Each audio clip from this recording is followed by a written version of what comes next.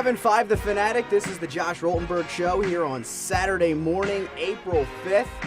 And we're talking to Deshaun Jackson. Obviously, it's been a little over a week now since he was released by the Philadelphia Eagles. And last night, we're seeing this interview on ESPN with Stephen A. Smith. And, I have a whole other opinion about Stephen A. Smith that I'm just not even going to get into.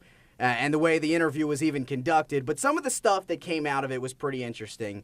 And also at the same time, if you look at Philly.com and you see some of the things that some of the current Eagles even said about Deshaun Jackson, is pretty interesting. And you can kind of see now, because before when the news came out, I'm thinking to myself, why would the Eagles get rid of their best offensive weapon for absolutely nothing? And it really threw me for a loop. But now, if you kind of see what some of the current Eagles are saying, it's very, very interesting. They're basically saying that they would not be able to duplicate the same kind of success they had last year if number 10 was no longer in the building.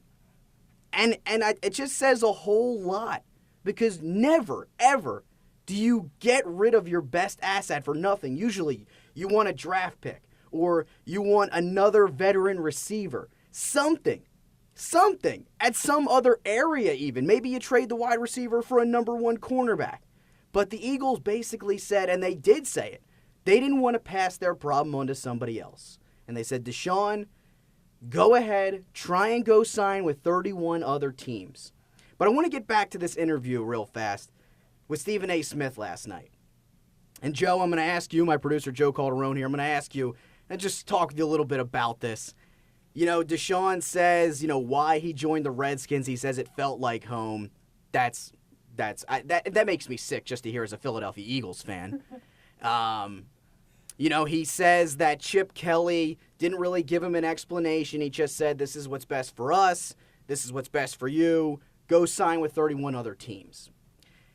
But the one thing that threw me for a loop, and the Eagles ended up releasing Deshaun 40 minutes after an NJ.com article came out and said that Jackson had gang affiliation. Didn't say he was a gang member, he had gang affiliation.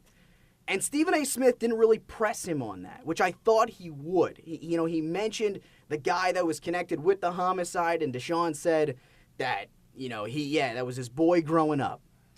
But come on. I mean, why are you not pressing this guy saying, why would the Eagles just not get rid of you for free? Stephen A. Jackson is in that category now. Stephen A. Smith. That's funny you said that. This is, of course, I meant to do that. Stephen A. Smith is now in that category of celebrity journalist. And here's the thing. You can go back. Stephen A. Smith's been in the business for 20 years. He obviously, spent about 15 to 17 years in Philadelphia, cut his teeth in this city, did some great things, and was a journalist. You want to talk about somebody like a Deshaun Jackson where there are these stories out there talking about the Eagles could lose, and as long as he got his 3 touchdowns, he was getting his. Stephen A. Smith is now at that point in his career where he's getting his.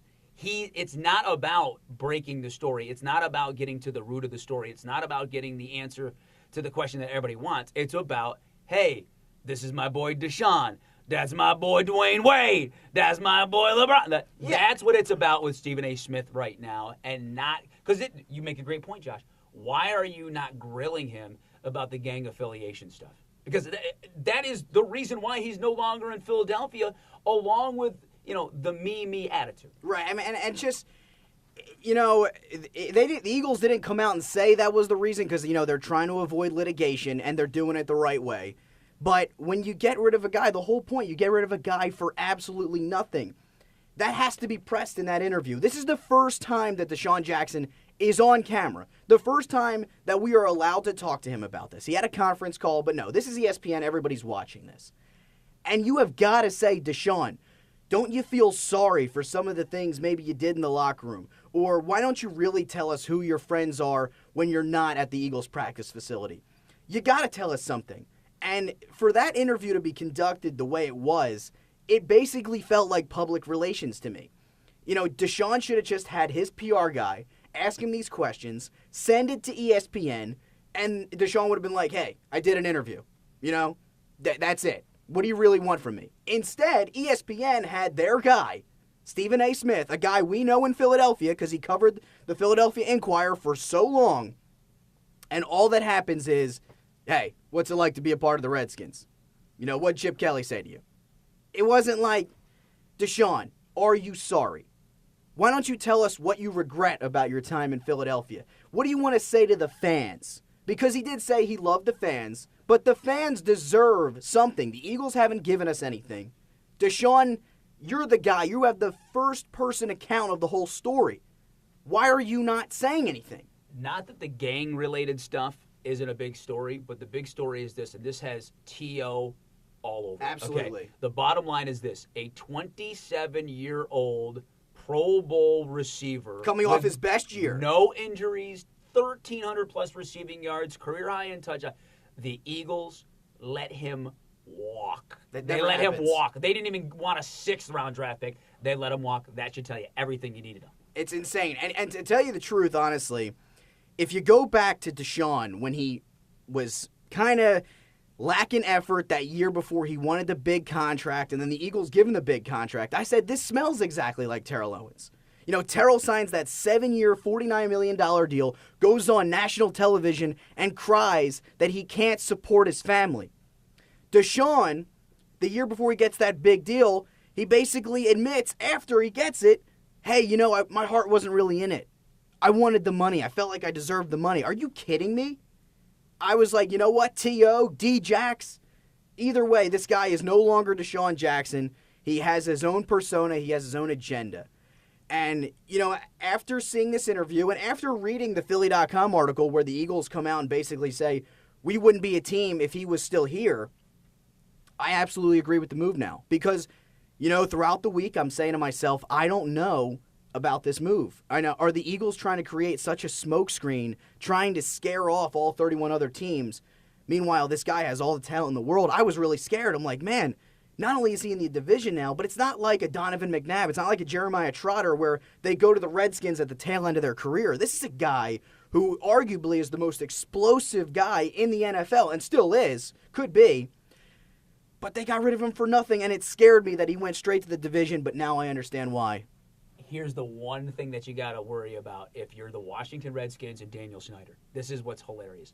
He had all these problems in Philly first year with Chip Kelly. You're going to the Washington Redskins, first-year head coach Jay Gruden, third-year quarterback and RG3 who's coming off a miserable sophomore campaign. And he hasn't even been there 5 minutes, and he's already talking about how he wants to have RG3's number 10 jersey. Right, yeah. And then RG3 says, we're not going to have that. And Deshaun Jackson's like, well, we really haven't talked about it yet. Unreal. You haven't even gone to OTAs yet. Good luck, Washington Redskins. It's really unreal. You know, you could ask any and players have a huge deal with their number. You know, you talk about guys like sometimes paying $25,000 for a number. It's one thing to ask the 4th receiver. It's one thing to ask a linebacker. You don't walk in on your first day with a new team and for a guy who the Redskins traded everything for, 1st, 2nd, 3rd, I think a 6th-round pick, all this stuff just to move up to get RG3. You don't ask the franchise quarterback for his number, ever. I don't care who you are. I don't care if you're a Hall of Famer deciding you want to come back and you go up to the franchise quarterback and you say, well, you know, I've established more than you have, so yeah, I should get your number. No. This is the franchise quarterback. This is the guy that when you mention Washington Redskins, who do you think of? You think of Robert Griffin III. You don't do that. And it just goes to show you another thing from day one now that's going to build with the Washington Redskins. It's going to be interesting to see how it plays out. I personally think that everything that goes to Washington ends up dying anyway. Dan Snyder plays fantasy football all the time, never works. Albert Hainsworth, etc. I don't think it'll work, but that might be just the Eagles fan in me talking. We're going to take your phone calls and see what else is going on today. We're talking Deshaun Jackson. We're talking the interview with Stephen A. Smith. We want to know your thoughts. What do you think about the Eagles getting rid of Deshaun Jackson for absolutely nothing? And what do you think about the interview yesterday? Stick with us here on 97.5 The Fanatic.